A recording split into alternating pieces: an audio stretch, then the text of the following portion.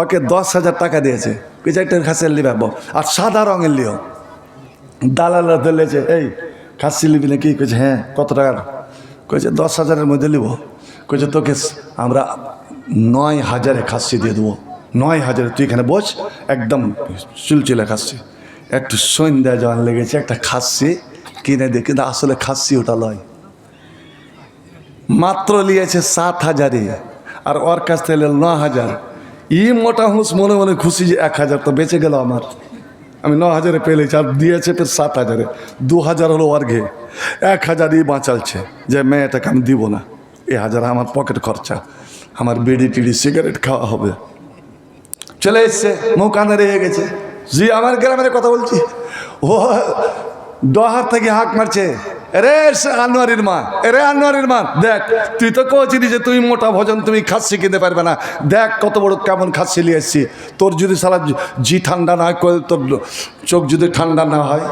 হ্যাঁ জি, এটা যে খাসির মতন লাগে না জি, মেয়ে লোক চালা কিনে নিয়েছে, কিন্তু কেন খাসির এখানে থাকবে কিনা জি ভাই, একটু দাড়ি থাকবে কিনা? নাই। এটা আর খাসির মুখ একটু চিকন, আর মুখটা থোপলা হয়ে আছে। কই জিনিস রে ভাই?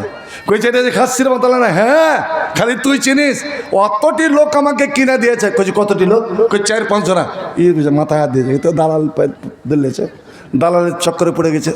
হ্যাঁ তুই দেখ তো দেখি। মেয়েটা হন হন হন দৌড়া যায়, একদম পিছনে যায়, 9টা চেড়ে ধরেছে, 9টা চেড়ে ধরেছে। কইছে দেখো তো এটা খাসি, মানে হিজড়ান কিনে দিয়ে দিয়েছে, বুঝলেন?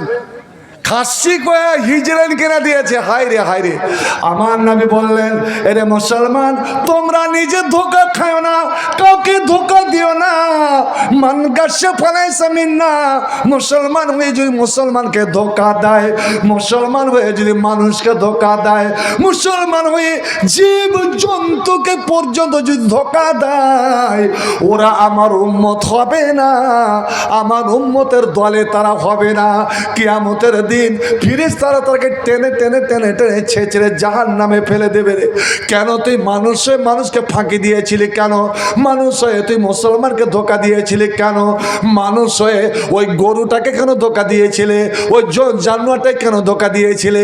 আপনি একটা খাসিকে ধরবেন, বকরিকে ধরবেন, ধোঁকা দিয়ে ঘাস দেখালেন, হোর হোর করে ডাকলেন, আর যেমনই পার্শ্বে এসেছে ধরে 2-3 লাঠি মেরে ঘাসকে ফেলে ওকে টেনে নিয়ে চলে গেলেন। ও বেচারি এসেছিল ঘাসের লোভে, ঘাস খেতে দিলেন না। নবী একজনের বাড়ি যাচ্ছেন, কোন এক সাহাবীর বাড়ি যাচ্ছেন। এবার ওই বাড়ির মেয়ে ছেলে, ওই বাড়ির মেয়ে লোকটা তার বেটিকে ডাকছে, বেটি রে আয়। বেটি কিন্তু বাইরে খেলছে। বেটি আয়, শোন শোন, তুই যদি আসিস তোকে আমি একটা খেজুর দেব, খেজুর দেব। আজ আমরা লজেন্সের চানাচুরের লোভ, আমার গে ছেলে পেলেরা আইসক্রিমের লোভ সামাল দিতে পারে না। আয় রে বেটা, আয় তোকে কুরকুরা কিনে দেব। বেটা দৌড়ে চলে এলো। এবারে কি থাপ্পড় দিয়ে বলছে, যা তুই নাস্তা নিয়ে যা। এই যে বেটাকে আপনি ধোকা দিয়ে দিলেন, বেটি আয় তোকে খেজুর দেব। ঠিক ওই সময় নবীও ঢুকেছেন, আর বেটিটা দৌড়ে চলে এসেছেন মায়ের কাছে। আম্মা দেন, আতেনি তামার, আমাকে খেজুর দেন।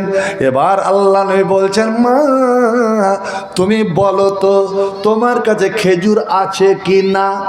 কোচ আছে হুজুর। কেন? বলছে আমি এই জন্য, তুমি যে তোমার বেটিকে খেজুর দিব বলে ডাকলে, আর তোমার বেটি খেজুরের লোভে যে আসলো, যদি তুমি ওকে খেজুর না দাও, যদি তুমি খেজুর না দাও, তুমি ধোঁকাবাজিনী হয়ে যাবে, তুমি মিথ্যাবাদিনী হয়ে যাবে। আর মিথ্যা মানুষকে নিয়ে যায় গুনার দিকে, আর গুনাহ নিয়ে যায় মানুষকে জাহান্নামে। ওতে তুমি জাহান্নামী হয়ে যেতে। একটা নিজের বেটিকে মিথ্যা কথা বলার কারণে তুমি হতে জাহান্নামী। আজ আমরা কেটা একটু 10টা মিনিট থামতে পারবেন না? 10টা মিনিট। আমি আমার আজিজ ভাইকে আমি কথা দিয়েছিলাম যে আজই বলতে পারলাম না, তবে হ্যাঁ 2টা জায়গায় পেয়েছিলাম, মোহনা শরিয়াবাদ, আর সবচেয়ে এই দিনাজপুরের মাটিতে মানুষের ঢল নেমে গিয়েছিল কোথায়? এ বিলাসপুরে। সেই দিন 2 ঘন্টার ওপরে, মানে আমাকে সিরিজটা টেনে নিয়ে যেতে হয়েছিল। তা আপনারাকে দেখেও আপনার যদিও লোক সংখ্যা কম কিন্তু খুব আনন্দ পাচ্ছি, সত্যিই বলছি আনন্দ পাচ্ছি। তো ভাই আমার, নবী কি বললেন, তুমি যদি তোমার বেটিকে খেজুর না দিতাক তাহলে তুমি ঝুটা হয়ে যেতে, মিথ্যাবাদিনী হয়ে যেতে, এই কারণেই তুই জাহান্নামী হয়ে যেতে। আল্লাহু আকবার। বন্ধুরে আমার, আমার নবী বলছেন ইব্রাহিমের মিথ্যা, ইব্রাহিমের ঝুটা, আসলে ওটা ঝুটা নয় রে, ওটা তো ইমান বাঁচাবার জন্য, দিনকে বাঁচাবার জন্য, আল্লাহকে খুশি করাবার জন্য বলেছিলেন আব্বা আমি যাব না মেলাতে, আমি অসুস্থ, অর্থাৎ মনের দিক দিয়ে অসুস্থ, আমি মূর্তি পূজা কেমন করে বরদাস্ত করতে পারবো, কালী পূজা কেমন করে সহ্য করব, মাজার পূজা, কবর পূজা আমি কেমন করে বরদাস্ত করব। মারহাবা মারহাবা মারহাবা মারহাবা মারহাবা মারহাবা মারহাবা মারহাবা মারহাবা মারহাবা।